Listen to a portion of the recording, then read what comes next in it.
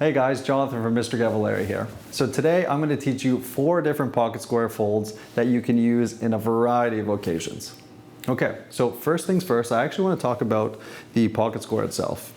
So this is a silk pocket square with hand rolled edges. And the reason I like this pocket square specifically is because it's got just a little bit of texture here, right? So I'm going to throw it on the table. If you look at basically what a hand rolled edge is, what they do is they actually roll the silk itself and then they stitch it. And when they stitch it, as opposed to using a machine, they actually do this by hand. And what you get is this really nice, almost like circular edge. But when it's in the pocket, it really makes a big difference versus kind of the machine stitched edge, right? Silk is also a little bit more malleable, right? So you can kind of play with this in various ways. Well, with linen and cotton pocket squares, you kind of have a little bit less functionality in terms of how you can do them. They look better as almost like square folds or kind of classic folds. And we're going to talk about those today too. You can still do that with silk, but as silk, you just have a little bit more flexibility. Another thing with the silk pocket square is it can go a variety of different ways. It's slightly more formal just for the sake of it being silk. But you could still do this casually as well, right? If you're wearing a more casual sports jacket, feel free to throw like a silk pocket square in as well. All right, so that's a quick rundown on the actual pocket square itself. For the actual folds, I'm going to start with the most classic fold of them all, and that's the square fold, right? So I'm just going to fold it on this table here just to kind of show you. So if you kind of throw it on the table, a lot of people know how to do this pocket square fold, but basically what you do is you just fold it into squares, right? As the name suggests. Right, so fold it into squares. You can kind of stop at this stage. What I like to do is go a little bit smaller. And then you have 2 options here, right? So once it's at this stage, what you can do is you could fold it in the pocket like this, where the actual motif shows. Or what I suggest is you take it this way, and then with the actual hand rolled edges, you want to tuck it so these are pointing towards the shoulder of the jacket. And the motif is actually on the inside of the pocket. So this is my personal suggestion. Feel free to play around with this. You don't have to go with this option, right? All personal preference here in terms of your square fold. But the reason I like to do this, I'll show you in just a sec. The reason I like to do this is you get to kind of see like the subtle ridges of the actual hand rolled pocket square itself, right? And I just think it adds a little bit more volume to the actual jacket itself. So that's that. Second fold is very similar, right? So we're folding it the exact same way. The only difference is we're manipulating it a little bit in the pocket, right? So I'm going to start on the table here again. So folding this into squares.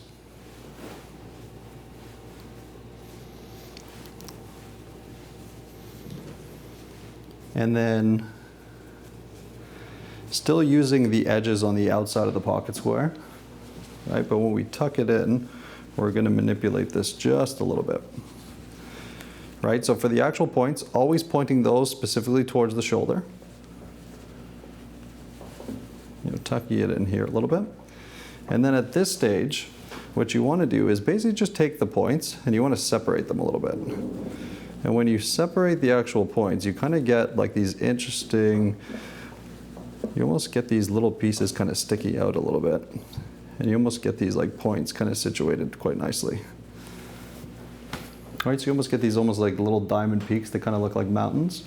I really like this fold as well. You could use it for a variety of purposes, right? It can be for weddings, it can be for all kinds of different things. I really like this one. There isn't any rhyme or reason to how you kind of go about folding and what you kind of pick out and pull out, right? You can kind of choose to do it in a way where just the points show. You can make it really clean. You could tuck it deeper into the pocket, right? So you kind of play around with it, right? You kind of make it your own. And that's kind of the rule across the board in terms of like folding a pocket square, right? Is don't feel that it needs to be a specific way. Like the more, in my opinion, the more manufactured your pocket square looks, I think the worse it looks, right?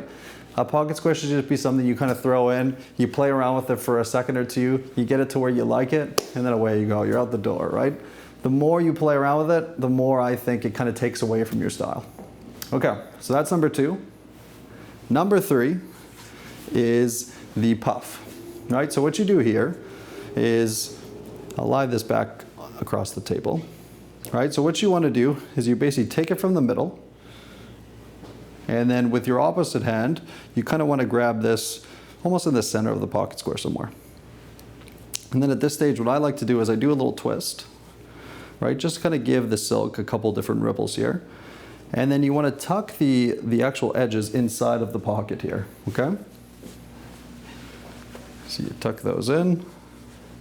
And then at this stage, as opposed to kind of leaving it like this, what I like to do is I like to take the top of the pocket square, fold it inside of the pocket, and then I just want to spread all these out. And what you get is the silk kind of ripples in kind of an interesting way, and it kind of like puffs out of the pocket for the sake of the name, right? It's a puff pocket square, right? If you want this to have more ripples, what I like to do is I kind of just turn it when it's in the actual pocket. So you kind of grab both sides, turn it around, kind of play around with it. Almost looks like a bit of a flower, right? So if you do like lapel pins or boutonnieres and that kind of stuff, and don't want to actually wear one, but still want to like add a bit of presence to like your chest, this puff is a great fold for you. And then last but not least, I don't have a name for this pocket square, but it's one of my favorites. Basically what you do is it's kind of like the best of both worlds, and I'll show you the reason being. So if you put the pocket square back on the table again, you grab it from the center again, right? Grab it with your opposite hand, similarly the way you would do a puff, but as opposed to you just tucking these bottom blades into the pocket, what you want to do is you want to do a small twist here, and then take the actual blades and point it towards the shoulder of the jacket, right? And then you just want to tuck this little piece here into the pocket itself, right? And then what you get is kind of this interesting pocket square where you get both the actual pattern of the pocket square and the edges kind of popping out, right? So that's an interesting option too. One of my personal favorites, one I use quite often, and it's, I like to say it's slightly elegantly disheveled, right? Kind of just seems like you threw it in, has a really nonchalance vibe. And I like it quite a bit because you kind of get various elements kind of popping out of your chest pocket here.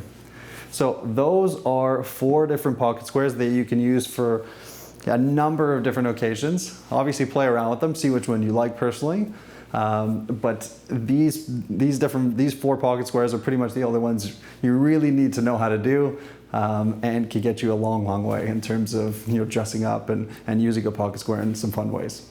All right, guys, thank you for watching. I hope you enjoyed this, and we will talk soon.